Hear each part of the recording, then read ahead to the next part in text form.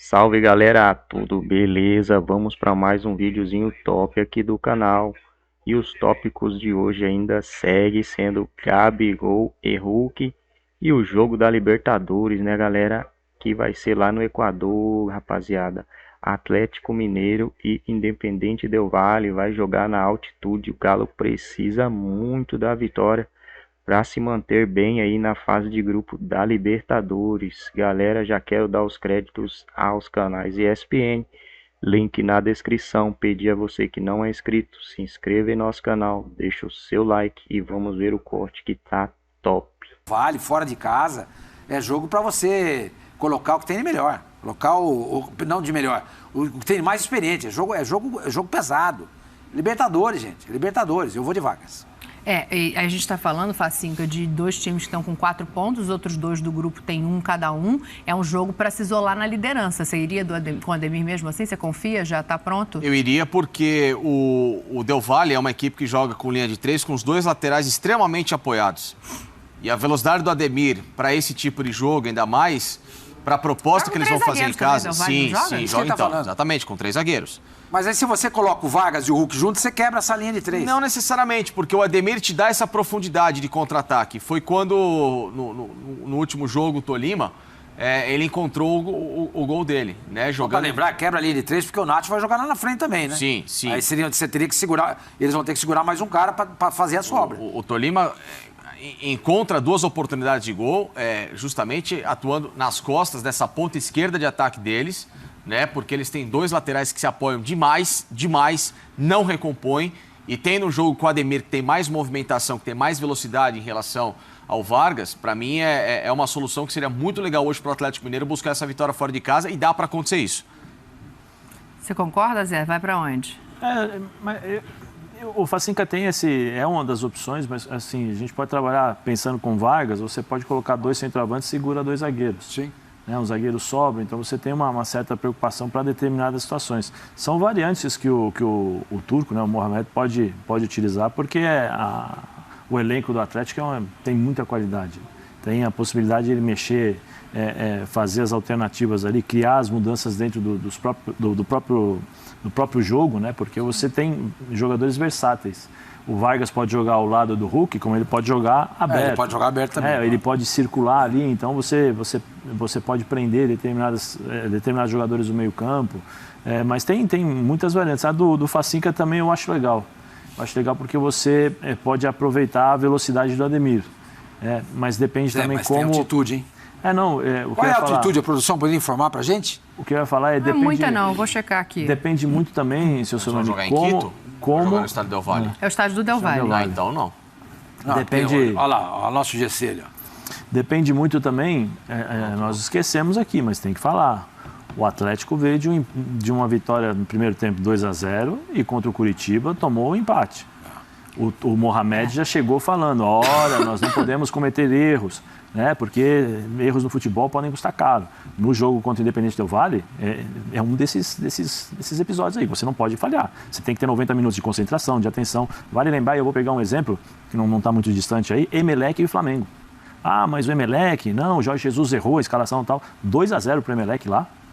E o Flamengo disputou, se eu não me engano, a classificação ganhando os pênaltis do Emelec no Rio. Sim, nos pênaltis, não. Teve dificuldade em Guayaquil. Um pênalti em cima do Rafinha, que até hoje os caras reclamam. Sim, mas é uma outra situação. Sim, uma outra situação. Mas eu estou dizendo o quanto é perigoso a Libertadores. Como o próprio João diz, né? Ela é traiçoeira. Não pensa que, não, vai ser fácil, ou é um jogo difícil, mas nós temos condições, porque o Del Valle é um bom time. Rafael Prati, jogo duro hoje? Jogo duro pro Atlético, sim. Jogo duro, Dani. E acho que o Atlético tem de olhar, como falou bem o Zé Elias, concordo com ele, em relação ao que o Atlético viveu sábado contra o Coritiba. Mesmo quando abriu 2-0, o Coritiba não jogava mal em Belo Horizonte. E o segundo tempo, o lado direito, o Igor Paixão em cima do Mariano, barra Godinho, aquele lado direito pro Atlético é muito bom. É muito bom, seu começa muito bem mesmo. Tem tudo para ser uma revelação do campeonato. Tem 21 anos. E o lado direito do Atlético com o Mariano e Godinho, o Mariano tem feito jogos muito bons, mas sofreu no sábado. Aquele lado direito eu acho que é pro turco olhar com carinho, né? Não jogou o Alan, jogou o Otávio no sábado, mas eu acho que assim, o Atlético tem um jogo duro hoje. O Atlético é um time que é postulante a ganhar a Libertadores, mas hoje acho que dos jogos que o Atlético fez até agora, talvez seja aquele que mais vai testar o time. E é um Venceu o time Tolima bem fora, empatou com o América no Mineirão, jogou hoje é duro, Zé. E é um time que joga, né, Prats? Não é um time que vai esperar o Atlético. É um time que dentro de casa toma a iniciativa do jogo. Ele vai jogar contra o Atlético Mineiro, não é que ele vai ficar esperando, não. São jogadores técnicos, jogadores... O Bustos, né, estava lá o ano passado, ele fez um bom trabalho lá no Del Valle e deixou uma... O Bustos é do Guayaquil. Desculpa, do Barcelona, desculpa. Barcelona de Guayaquil. Del Valle é o Renato Paiva. O técnico do Del Valle, viu, Zé? O Renato Paiva, foi cotado para o Ramírez, né? Na época que o Fabiano Bustos assumiu. O Ramírez, desculpa, o Ramírez. Tem uma base ali, você percebe que o time é um time que durante 90 minutos sabe o que faz em campo. Não se desespera, é um time que toca a bola de um lado para o outro, é um time que movimenta, né? Então é um jogo bom, mas o Atlético vai levar o confronto contra o Curitiba para o vestiário. O Del Valle contra o Tolima, ele teve 31 tentativas de gol. Só que assim, primeiro, o Tolima com a menos, um time paupérrimo, tecnicamente falando, e que viveu só dos contra-ataques. E abriu 2-0, né, Facinho? E abriu 2-0, mas 2-0, o Del Valle foi empatar, quase perdeu o jogo em casa. Mas nisso que eu falava, a equipe do Del Valle é um time que tem a bola, mas ele não é rápido com a bola nos pés. Depende hoje muito da movimentação do Sornosa, né, que tem sido o motor da equipe, mas jogou facilmente entre linhas do Tolima e quase sem combatividade. Então, se o Atlético hoje, com o Jair e com o Otávio, travar o espaço do Sornosa, praticamente o time deles não anda. O Faravelli é um volante experiente, assim como o Perejano, mas assim, que são dois jogadores também mais cadenciados, dois laterais apoiam demais. A zaga é lenta, o Carvajal, o Schunk. Então, assim, é o que eu falo. O Atlético vai ter espaço, se for o Atlético Mineiro agressivo, Atlético direto e reto, para buscar essa vitória fora de casa. Porque o Del Valle é um time que gosta de ter essa bola, mas muitas vezes muito lento para tomar essa decisão. Lento, um time que circula, sabe, que gosta de ter esse jogo, digamos assim, mais romântico, mas pouco agressivo. Então, se o Atlético Mineiro for esse time que no ano passado se pautou justamente por ser direto e reto ao gol, ele consegue essa vitória fora de casa. Eu estou dando uma olhadinha aqui na internet. 2,5, né? 2.500 metros. Tem altitude, porque fica numa cidade, fica na região metropolitana de Quito. Sangolquí. Então tem uma altitude, não é que nem La Paz, aquelas altitudes assim que de fato interferem bastante, mas é bom lembrar que a LDU, ela se faz valer dessa altitude. Toda vez que ela joga lá no Casabranca, é um problema. Ela tem sempre bons times, é verdade, mas os times sentem um pouco essa altitude. Não é grande coisa, mas é o que a gente está perguntando ali. O que pode dificultar... Não pode se complicar na altitude? O que pode dificultar é a mudança de velocidade da bola, o chute de longa distância. Vai mais rápido, né? A bola vai um pouquinho mais rápido, né? Mas dizem que você começa a sentir a partir de 2.500, né? É que depende muito do jogador também, Dani. Tem jogador que não sente. E tem jogador que, às vezes, eu vi uma situação que o jogador que tinha a melhor preparação física sentiu. E aquele que a gente falava que vivia no bagaço... O Macedo sentiu em Santa Cruz de la Sierra, né? Lembra dessa história, né? Você conhece essa história? Essa história é boa. São Paulo fez uma escala em Santa Cruz, foi para La Paz, aí desceram do avião. O Macedo, eu não estou me sentindo bem, O Tele falou para ele, Macedo, para com isso, aqui não tem altitude. Tem muito disso. É aquela história, né? Olha, se aqui tá ruim, daqui a pouco a altitude vai melhorar, né? Aí, psicologicamente, o cidadão já acha que La Paz ficou bom. É isso. Muito bom. Bota a nossa enquete aqui na tela, por favor, que agora eu quero ver o que vai rolar. O Hulk vai jogar hoje, o Gabigol na quinta-feira também entra em campo pelo Flamengo, e a gente está acompanhando durante a semana, né? O Hulk fez uma falta que nós aqui na mesa acordamos que era passível de cartão vermelho no Campeonato Brasileiro, aí provocaram ali o Gabigol, dizendo que se fosse ele, era documentário no Fantástico, ele vai lá e dá uma criticada num primeiro momento na arbitragem. Só que aí o Hulk responde e vira uma novela, né? Cadê a nossa enquete? Temos aqui, pra gente dar uma olhada em como é que tá a nossa parcial. A pergunta era a seguinte: Par ou ímpar, você ganhou. Pro seu time, você escolhe o Hulk ou o Gabigol? Olha aí, ó. Só uma informação. Diga. A Ivana me passa aqui, Ivana Negrão. A altitude em Sangolquí é 2.850 metros. Já dá uma piorada. Parece que não, mas já faz diferença. Mais alto do que Quito, tá? Então... Boa, boa. Obrigada, Ivana Negrão. Na próxima vez a gente vai dar uma falta de ar. Aqui, olha aqui, ó. Vocês aqui nesta mesa... distribui o jogo, né? O Calçado chegou, é isso? Eu não entro nessa, vambora. E nessa aí, Paulo Calçado, entra não, mas ou não fala entra? do Busquets, e o Busquets? Cada um construiu a carreira no Brasil, e aí a gente tem um recorte interessante para olhar, porque no final das telas eu tenho uma pergunta para fazer para vocês. Aí, ó, nível de moral mundial, né? Acho que aí é indiscutível. O Hulk é muito mais velho, tem uma carreira de muito mais sucesso fora. O Gabriel tem 10 anos a menos, então nada impede que em algum momento ele faça essa virada de novo, e daqui mais 10 anos a gente olha essa tela de uma outra maneira. Eu acho que são coisas que precisam ser levadas em conta, mas só para ficar aí o registro.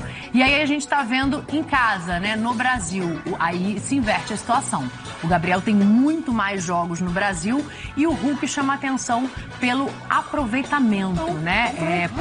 Não tem comparação, o Hulk é muito melhor que nesta temporada. Eu acho que o que o Prates queria colocar naquela hora, e aí para jogar para você também, Facincani, Prates, você me corrige daí se eu estiver errada, é que assim, a gente não tem nenhuma garantia de que ele vai fazer várias temporadas com um rendimento tão alto como ele fez essa pelo Galo, porque é uma coisa fora da curva. Mas ele não precisa fazer 20 temporadas. Então, pra te dizer, viu, Dani? Viu, Facinca? Não, assim, o Hulk foi muito bem no Porto em determinado momento, foi muito bem na Rússia em determinado momento. Mas é uma temporada igual ele teve com o Atlético no último ano, e tem tido até agora também. É difícil. Olha, é o melhor momento da carreira do Hulk, em relação ao que ele tem jogado, ao que ele tem produzido, aos gols que ele tem feito, jogando até às vezes como camisa 9. É um Hulk que é acima da média até daquele outro Hulk que nós já vimos fazendo gols importantes também na Europa. Não, você pega o comparativo deles aqui no Brasil, o Hulk também leva vantagem.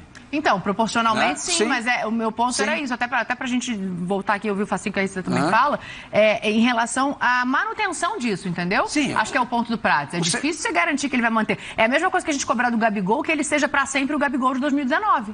Sim, o Hulk tem 35 anos. Sim. Ou vai jogar quanto tempo mais? 2? Ah, não sei. Do jeito que ele tá, se quiser 3 jogar anos mais. no máximo? Até 38? Não sei.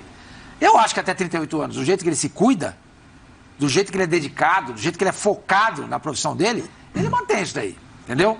Mas o que a gente pode precisar perguntar é o seguinte: será que o Gabriel vai jogar até os 38 anos? Será que ele quer jogar até os 38 Então. anos?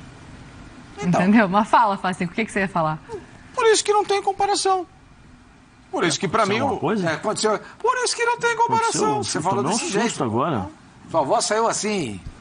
Não, por isso Não, que mas tá tudo bem aí. Saiu o falsete, o né? Hulk é um jogador muito mais completo em todos os aspectos táticos, principalmente tático, que o Hulk taticamente ele entrega para a equipe, o Gabriel nunca vai entregar. Não é nem da característica dele, ele não se faz querer. Não se faz querer aprender esses novos movimentos. Não faz questão, se ele fizesse questão, ele estaria na Europa até hoje. Sim. Ele não é um jogador que quer trabalhar em prol do time. Ele quer que o time trabalhe em prol dele. Já é uma mudança. O Hulk Gabriel é um muito grande mais jogador, coletivo. Facinho. Mas o Gabigol não mudou Exímio agora? finalizador, o Gabriel. Mas assim, o Gabigol não mudou agora? Não vejo nesse sentido. Quantas vezes nós falamos aqui que o Gabigol mudou o posicionamento e passou de marcador, de finalizador, para servir o Bruno Henrique para fazer gol? Serviu o Bruno Henrique. Henrique. Várias vezes nós falamos aqui. Até o próprio posicionamento dele é diferente. Eu acho que assim, passa por um amadurecimento. Ele é muito novo para a gente bater. 100% ele não vai mudar. Não sei, essa é a minha opinião. Eu acho que não dá. Eu ao longo, assim, acho que todos nós já vimos pessoas que eram de uma certa forma e depois de uma certa idade você passa a mudar. Vou dar um exemplo aqui mesmo o que acontece na minha casa. Tenho um filho de 14 anos que há 6 meses atrás era de um jeito e hoje é outro. Eu acho que o Gabigol pode mudar em determinados aspectos. E especialmente, por exemplo, se ele for comprado para um time da Europa, o que garante que a gente não veja o Gabigol, o Gabriel, né, o Gabigol, na Europa fazendo novas funções? Não, ou fazendo novas coisas. Pode ser também que em Nós não determinado momento temos ele essa entenda garantia. a necessidade de se cuidar mais. Porque Ele ele era, é jovem. ele era muito novo quando saiu do Santos. Quantos anos ele tinha? Ele tinha 21, acho. 21 anos. Ele 20, saiu daqui 21. sendo o homem fantástico. Só que assim, não foi passado para ele qual era a intenção dele. Ele não era para resolver o problema da Inter. Ele era investimento, como foram tantos outros jogadores. O Pirlo foi contratado dessa forma, eu fui contratado dessa forma. Né? Cheguei lá com 20 anos, era uma aposta. Será que as pessoas falaram para ele que ele era uma aposta e que ele teria que recomeçar tudo do zero? Ou falaram para ele, você é o cara, você vai chegar, vai solucionar todos os problemas? E não era assim. A realidade era totalmente diferente. Então houve um confronto ali, houve um choque. E aí eu falo sobre amadurecimento e pessoas que estão ao seu redor. Para você entender, as más companhias te levam a lugares ruins. Mas isso aí tudo, a mão na cabeça. isso tudo que você tá mas eu não falando... tô passando. Perfeito, você tá falando. Bom, galera, vamos ficando por aqui. Galera, a minha opinião é o seguinte: o Hulk, ele tecnicamente, ele entrega mais que o Gabriel. Para mim,